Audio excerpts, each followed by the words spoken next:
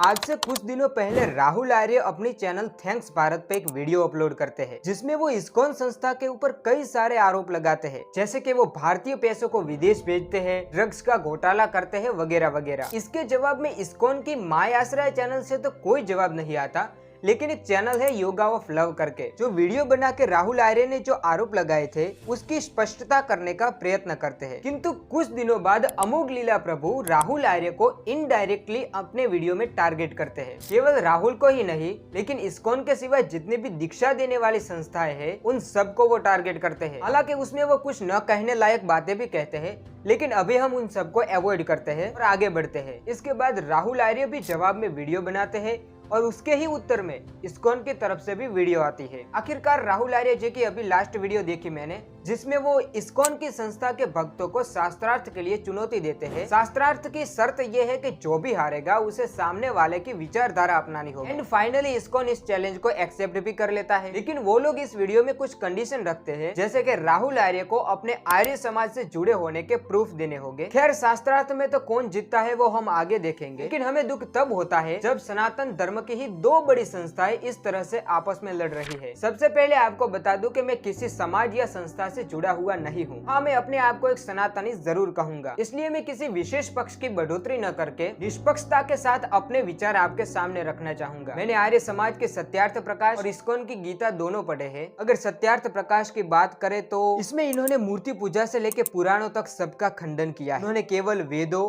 मनुस्मृति एवं कुछ दर्शनों को ही प्रमाण माना है। अगर बात करें इस्कॉन की तो इनके दर्शन में श्री कृष्ण ही सर्वोच्च सत्ता है, वो साकार है और अपने गोलोक में निवास करते हैं, ये उनकी मान्यता है। इस्कॉन की गीता पे कई बार सवाल भी उठाए जाते हैं, जैसे कि उन्होंने कर्म योग को भक्ति योग कर दिया वगैरह वगैरह। ये तो हो गई दार्शनिक भिन्नता, लेकिन इसको लेके इस तरह से वाद विवाद करना और खास करके अपशब्दों का उपयोग करना ये कुछ ठीक नहीं लगता। जब एक ही धर्म के दो अलग अलग मार्ग इस तरह आपस में लड़ते हैं, तब हमें उन महान विभूतियों की याद आती है जिन्होंने संपूर्ण सनातन धर्म को एक छत्र छाया के नीचे खड़ा करा था, जैसे कि जगत गुरु आदि शंकराचार्य। उन्होंने आर्य समाज की तरफ वेदों को प्रमाण भी माना, पुराणों के तत्व ज्ञान को समझाने का उन्होंने भरपूर प्रयास किया। संपूर्ण देवी देवताओं की पूजा एक की ही पूजा है, ये सिद्धांत देके उन्होंने तब चल रहे 84 मतों को एक करके उनमें सहिष्णुता की भावना लाई। उन्होंने इस प्रकार अन्य का अपमान करके अपने को उससे बढ़ के दिखाने का कभी प्रयास नहीं किया और ना ही कोई अपना अलग संप्रदाय स्थापित किया। जब ना ही इस्कॉन थी और न आर्य समाज थी, उससे पहले ही वो निराकार के लिए अद्वैत सिद्धांत और साकार के लिए भज गोविंदम की रचना कर चुके हैं। तो ये विवाद क्यों? समय भी उनके सामने मंडन मिश्र जैसे प्रखर विद्वान थे, लेकिन उनके शास्त्रार्थ में आपको कहीं भी आपसी विरुद्ध देखने को नहीं मिलेगा। मैं सिर्फ इतना कहना चाहता हूँ कि ये वो समय है जब सभी संप्रदायों को एक होके सनातन धर्म को